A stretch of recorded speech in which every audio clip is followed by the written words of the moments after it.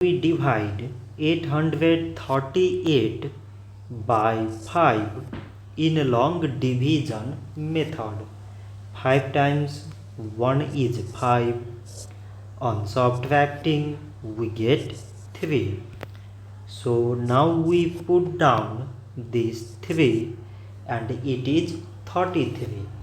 5 times 6 is 30. On subtracting, we get 3.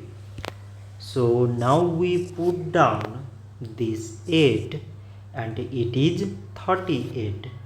5 times 7 is 35. On subtracting, we get 3. So now we have no any other number to put it down. So we take here decimal so that we put 0.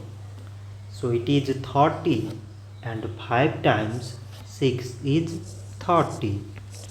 On subtracting, we get 0.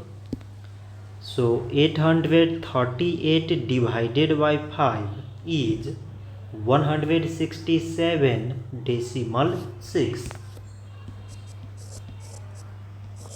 So this much for today and thanks for watching.